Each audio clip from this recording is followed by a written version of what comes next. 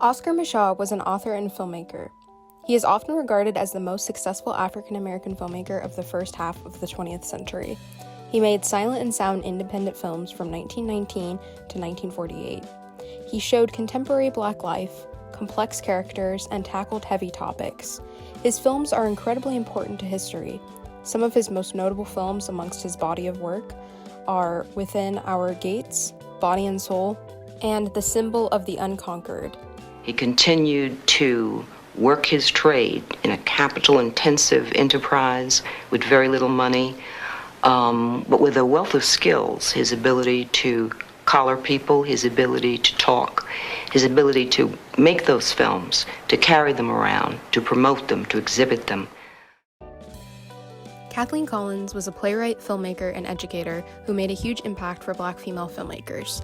Her work was made in the 1970s to 80s. Her film, Losing Ground, was among the first films to be directed by an African-American woman.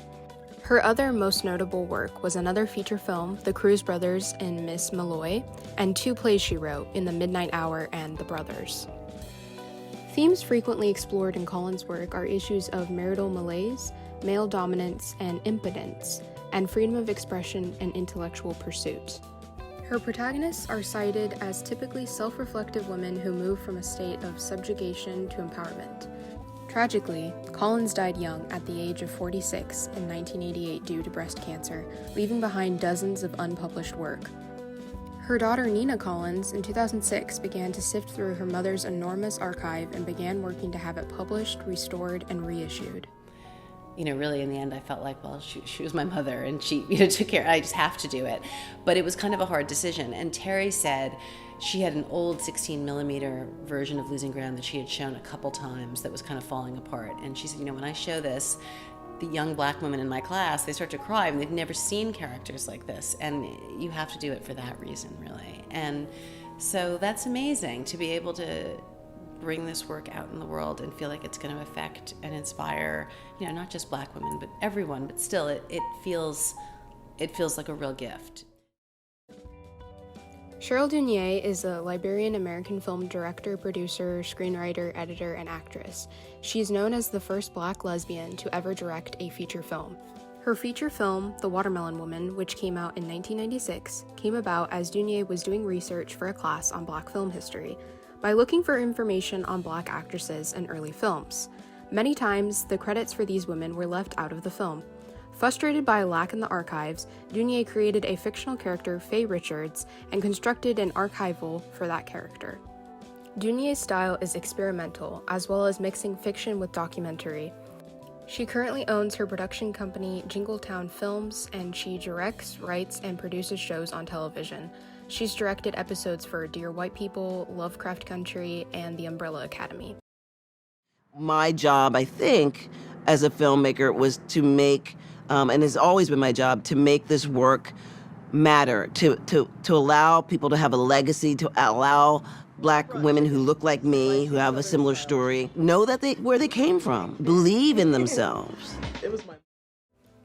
Barry Jenkins is an American filmmaker, and he became the 4th Black person to be nominated for the Best Director and the 2nd Black person to direct a Best Picture winner. Jenkins is most known for his feature film Moonlight and his film adaptation of If Beale Street Could Talk. Jenkins' films are powerful in exploring themes of identity and time. In both Medicine for Melancholy and Moonlight, Jenkins couples introspection with speculation upon Black identity. Moonlight and If Beale Street Could Talk are tough but tender meditations on African American lives. Jenkins has cited James Baldwin as a significant influence on him and his work. There aren't a lot of movies like Moonlight. There aren't a lot of movies that take that approach to Black men and to masculinity that you do here.